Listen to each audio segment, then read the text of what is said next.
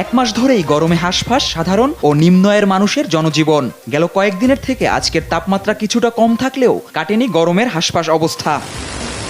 School ও কলেজগামী শিক্ষার্থীরাও বলছে এই তাপপ্রবাহের কারণে স্কুলের ক্লাস আর বাসায় পড়াশোনা করতেও কিছুটা অস্বস্তিতে পড়তে হচ্ছে। তবে আবহাওয়া অফিস জানায় তাপমাত্রা আজ থেকে কমতে শুরু করেছে, আর আগামী এক সপ্তাহ যাবৎ দেশের কোথাও কোথাও বৃষ্টি হওয়ার সম্ভাবনা রয়েছে। এই সময়ের যে বৃষ্টি সেটা কিন্তু বর্ষাকালের বৃষ্টির মতো নয়, এটা ডিউরেশন খুব বেশি হয় না, আধা ঘন্টা থেকে 2 ঘন্টা, ম্যাক্সিমাম হয়তো 2.5 ঘন্টা এরকম হতে পারে। তো সেই কারণে বৃষ্টি হওয়ার পরেই কিন্তু আবার দেখবেন যে রৌদ্র উঠে গেছে।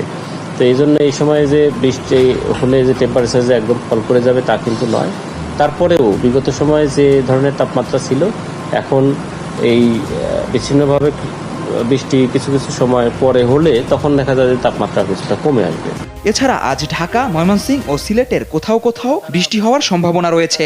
আজকে বিশেষ করে আপনার ময়মনসিংহ, সিলেট এবং ঢাকা বিভাগেরও 2-1 জায়গায় বৃষ্টিপাতের সম্ভাবনা রয়েছে এবং আগামীকাল থেকে সারা দেশেই বিচ্ছিন্নভাবে কিন্তু বৃষ্টিপাত এবং বজ্রঝড় এবং সেই সাথে বজ্রপাতেরও সম্ভাবনা রয়েছে।